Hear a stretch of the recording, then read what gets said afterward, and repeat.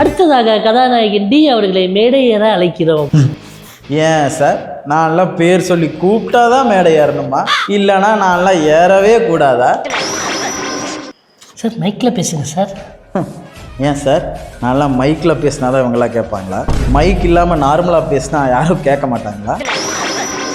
ஏன்டா வெள்ளை பண்ணி எந்த தகுதி இல்லாமல் அப்பா அம்மா பணக்காரன் ஒரே காரணத்துக்காக முதலாளி சீட்டில் நேராக சார் அண்டா நிறையா சோறு இருந்தாலும் வயிறு நிறைய தான் சார் சாப்பிட முடியும்.